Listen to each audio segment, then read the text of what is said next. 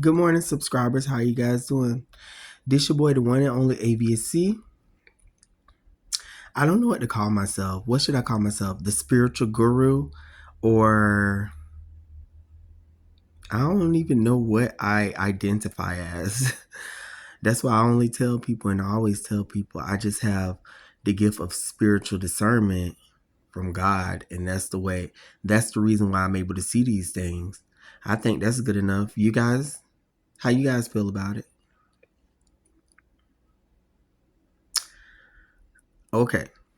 What we're going to talk about, ladies and gentlemen, is the narcissist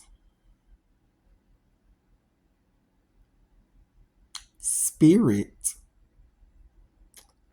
of chase. Okay? You ever stared somebody down, maybe at a club or maybe at a bar or maybe on a cruise ship, maybe in a restaurant, maybe at the grocery store? And normally, you never, ever, ever step out of your comfort zone and approach a person that you actually are showing or having strong feelings towards. Might be somebody you see that's drop dead gorgeous, and you're like, okay, I can't let this one pass me up. So you decide to make your approach. So finally, you walk up to them, and you're like, hey, how you doing? Blase, blase, this and this and that. And this person exchanges phone numbers with you. You go home, you text them, they get to texting you back. Then you start, because the conversation gets a little bit deeper, you start confessing your undying love for them. All of a sudden, ghost, ghost, ghost. You don't hear nothing from them. You don't even know where y'all stood at. Then this person will throw you a text out the blue. So you text back. They might text one more thing. You text back. So then you decide to text them again the next day. No response. Can anybody sum up what's going on here? Got my hand up. I will. What's going on is the narcissist gets a rise out of you chasing them. Okay? There's people that's sick in the brain, ladies and gentlemen, because you guys got to understand. When I say narcissist, I'm talking about, I don't care, because there's levels to it. I'm talking about the people that's strongly narcissistic. I'm talking about the people that's mildly narcissistic. I'm talking about the people that even have narcissistic traits or tendencies, but they're not like really, really, really bad as other narcissists that we know. Let me tell you something. They all do the same shit. These people are toxic. They wait for you to respond, and then they play the I'm too bougie type card. Knowing damn well when you look at it, you're like, well, damn, you and all that. You have to be careful, ladies and gentlemen. You have to be careful every minute, every second of who you are giving your energy to. These people thrive off of it. They ain't got nothing else to look forward to but that.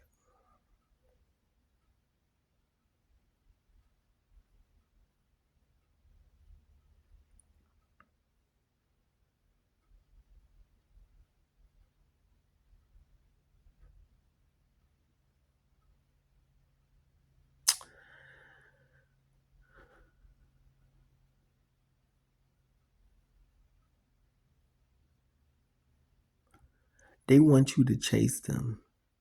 Run, run, run. Chase them, chase them, chase them. And you just get the shit end of the stick. See, people automatically start showing you the value that they have for you when they're doing this, ladies and gentlemen. Okay? This some real shit. They automatically showed you that you do not care. See, a person that care about you as much as you care about them, they're going to hit you up because they were thinking about you. They're going to continuously keep the conversation going. It ain't going to be no, They sent this and they ain't sent nothing else. Now 2 days later, you sending them something. No, no, no. Feelings of love will be mutual. You send them a text, they send you a text back. You send them a text, they send you a text back. Not no, I done sent you 3 texts to your one. That's just not the way we're going to go about doing things, ladies and gentlemen. You get what I'm saying?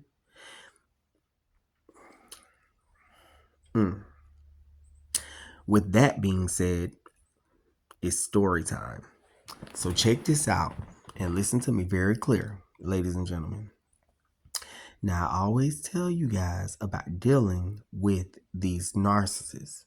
And I tell you guys, the only reason I deal with some narcissists that I know of is for my own benefit. I beat them at their own game because I am qualified. I know what I'm dealing with. So no feelings get involved because I already know you're toxic. I already know if I give you full reign into my world, what you're going to do. So with that being said, like I say, don't you guys do it. Don't do what I do because you guys can't handle it. And then all of a sudden you go in deep. Then you get hooked. And that's what we ultimately want to avoid. So there's this person, right? Younger person, younger guy that, we've chilled and, we've been sexually intimate. I'll keep it real. I met them at a nightclub. They're not someone that I talk to on a daily basis, but it was just like every so often I would leave the club and bring them back to my apartment, and we would get it in. Keep it real with you. So one thing led to another. All of a sudden, what I noticed, this person would start calling and calling and calling and calling and calling. So I'm like, well, damn, I'm at work, you calling. I'm out to eat, you calling. Damn, it's like now you're calling so much. So you got to watch the narcissists when they first start calling from a little bit to a lot. Because they trying to track your every move, trying to see everything that you're doing. When you pick up the phone and they say, where you at? You thinking, oh, I'm just in the mall shopping. What you don't understand is you have gave the narcissist vital information, very, very important information about you. And they can go about using that to their own benefit. Who knows? They might have somebody pop up at the mall and spy on you. Anyways, so this person I had stopped taking them to my house because I'm like, no, I'm not fixing to be all intoxicated driving. That's stupid. And I have to drive 25 minutes, 30 minutes back home. No. So it turned into okay, if you do show up, because I go out at these select nights, hey, possibly link up. You can come up to the garage and sit in my car. And the reason why I say that, ladies and gentlemen, because before I go into a nightclub, I usually like to sit in my car and I'll bring my own little beverages from home and I'll drink and then I'll leave and walk right into this nightclub. That'd be the vibe. Listen to some music before you get around the crowd. So this person had hit me up. Oh, are you going out? I said, I'm already here.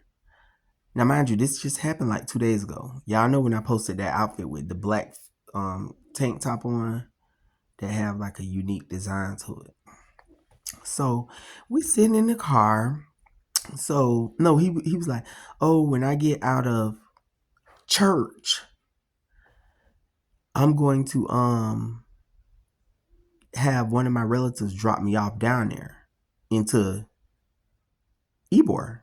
So I said, okay, that's cool, Well, I'll be there, whatever. So when they got dropped off, they were like, I'm looking for you. Okay, I'm upstairs, in my car. They come up, they sit in, and they join me. But I forgot to also tell you guys, I noticed this person had started saying things like saying names. Like you gotta watch the narcissists because they'll do a lot of nicknames and stuff because they try to classify you and label you as what they see you as. Pay close attention to those names. So especially when they bring up different names out the blue. So next thing you know, here come this name. Every time we get on the phone and we getting ready to hang up, it's all right, daddy, see you later. Then when I would get on the phone, it's hey daddy. So finally I said, why do you call me that? I'm tired of you calling me that. Oh, I was just no, why are you calling me that? But what they don't know, I know in my mind the way they see me. They see me as an ATM. And that name that they're saying daddy is basically literally saying sugar daddy.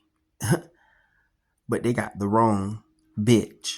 Because one thing, two things for sure. These pockets right here, hell, I'm just trying to get by with what I can. So what I look like giving you something. So anyways, one thing led to another. They got out the car. I told them, because, we had our little shots in the car, but they were like saying certain things before we left. Like, if I, I don't, yeah, now if I walk in the club, look, sarcastically, if I walk in the club and people talk to me, you ain't gonna get jealous. Huh? Bitch, hell no, you ain't my man. And then not only that, this person had got on a phone call with somebody else before they even said that. It was like, I guess the person was like, who you with? They was like, my boyfriend. I look. Almost it's like they've been wanting to make me their man so bad because they want to have a connection to me so they'll be able to. But my thing about it is you ain't getting nothing but the bare minimum. And when I say the bare minimum, basically meaning like, what if you go to the club and I buy you a drink? Bitch, you think you on cloud nine? Bitch, this ain't even top shelf. Bitch, just a vodka and cranberry. This bitch, this how ignorant a person is. So we get out the car, we walk into the club. So I tell him, I say, hey, I'm going to buy you a wristband. Now I offered this myself. I say, because I'm not going to drink a lot. I say, and I would want we could share a wristband. Sneakily, I say, you can pour yours in mine. And whenever, you get a chance, go back to another bartender, you get your drink. And we'll just do it like that. So that way we're not drinking too much and wasting money on both wristbands. Like, I'm not going to drink that much. So he's like, okay. So one thing led to another. Soon as we walk into this club, all of my friends or people that I know, hey boo, how you doing? Bombarding my ass. So everything this person said about, are you going to be jealous when we walk into, it goes out the window. It was so embarrassing because they were talking to me so much. I'm just like, oh my gosh. Like, so I tried to play it off. I was like, hey, such and such, you okay? Everything cool? Like, walk with me, trying to literally walk away from them because they're just all in my face, my conversation, and your boy was looking fly. So one thing led to another. I left from there and we're in the club, but I noticed this person is flirting and mingling. And then when I say, hey, you bought the drink, boo, did you bring me the drink back? Oh, I got to get a drink for my cousin or my uncle. Not knowing that me and the same person that they were saying was their uncle got cornered in the bathroom. We just coincidentally went at the same time. And I was like, hey, I was just, giving y'all space because I know you're such and such's uncle. They was like, uncle? I don't even know them. I just met him. I said, well, I'll be damned. But what came to my mind? I knew not to put you on a bitch team. Because, bitch, you automatically showing who you are. And we ain't even latched on. And I wasn't planning on latching on. It was just a friend with benefit type thing. Like, the fuck? You thought that my feelings was going to get involved? Bitch, bye. So, anyways, one thing led to another. I'm dancing. Shit, you know how I do. I get my drinks. I'm chilling. I'm talking. I'm here. I'm there. I'm a Sagittarius. I'm like everywhere. Then I get on the dance floor and I'm dancing. Next thing you know, they try to hurry up and find somebody to dance with. I'm like, this is just kind of embarrassing. It's tit for tat pettiness. But it's the fact that they're with me. So they're like, oh, could you show me this other place that they've heard about but they've never been? So I say, yeah, it's walkable distance from this place. So we walk to that place. As we walk to that place, next thing you know, they're like, we see is the place is kind of empty. So they're like flirting with one of my homies that I know or whatever, sitting in their lap. But then when my homie asked for, because both of these bitches broke. So then when my homie asked for where the drinks, how much are the drinks?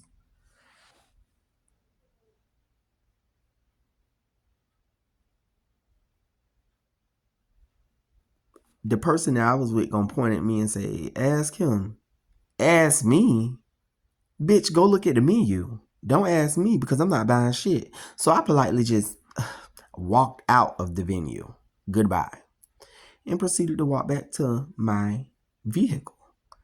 Do you know they started walking behind me, right? Of course. I mean, I never told them I was going to give them a ride home, but they were walking behind me. So I'm like, okay, whatever. They'll just have to catch up. When they catch up, whatever, I'm gone. So my phone just rang and rang. Now, mind you, it's pitch black dark, you guys, walking through Ybor. So I'm walking back to my car fast as I can. My phone just ringing. But you could see a black silhouette behind me. They're walking like behind me.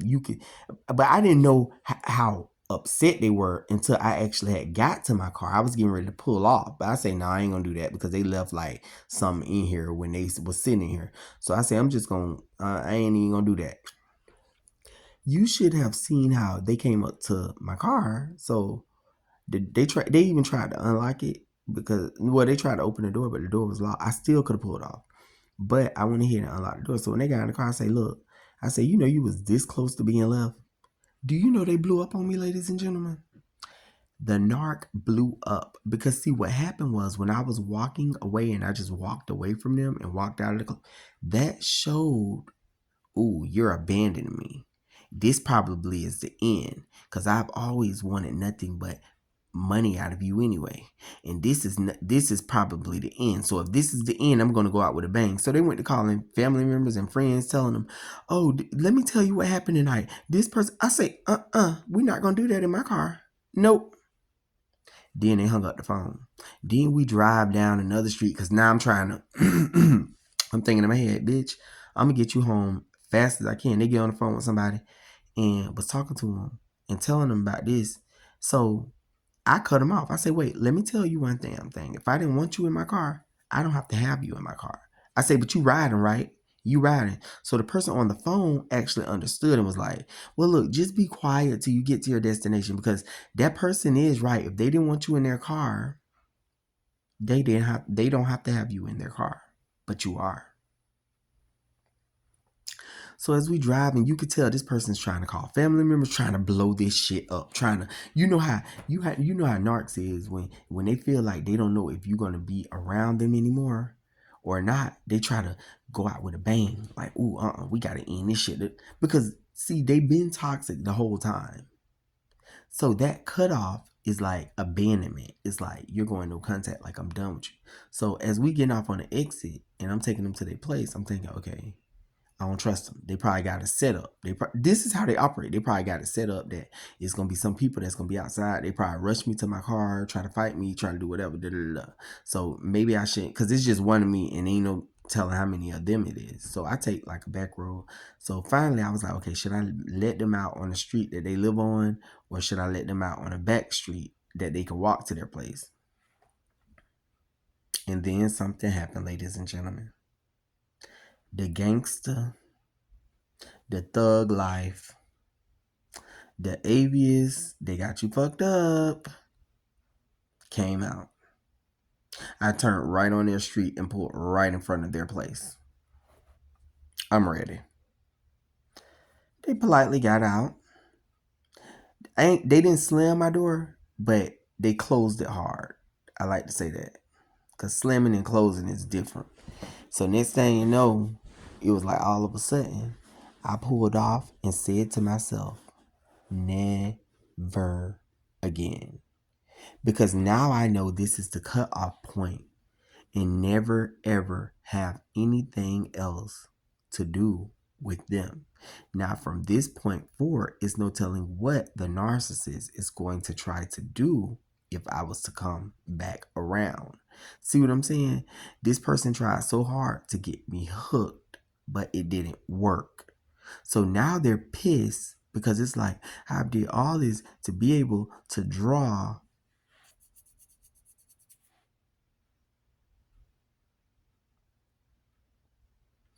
But I beat you to the draw. Narcissist, I'm your worst nightmare. Like, okay, y'all ever heard of, what is it called? It's something, it's a little animal. Is it a mongoose? Or is it the, what is that animal? It's something that eats snakes. It really be like dancing around and cobras, king cobras be trying to attack it, but it literally eats them. And if the snake bite this little rodent looking thing, it doesn't kill it because it's immune to the poison. That's me. That's me. That's me. That's me.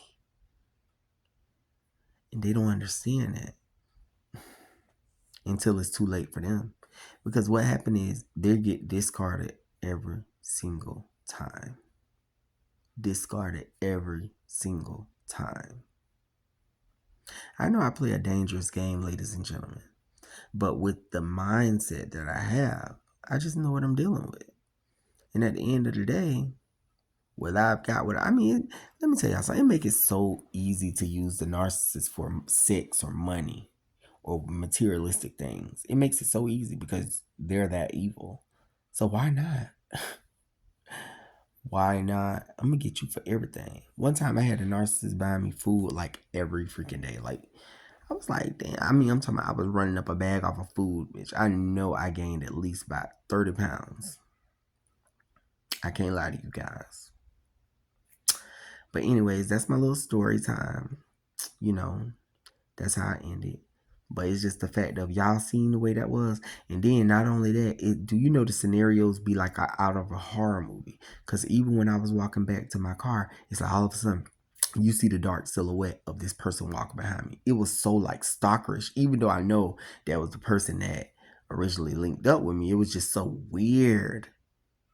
It was like out of a horror movie. Like I was running, like some shit off The Shining when she was trying to get out the bathroom window and he had a knife hitting the door. It was like that. But anyways, I will see you guys in more videos. You guys be safe. I love you guys, and I'll talk to you later. Bye bye.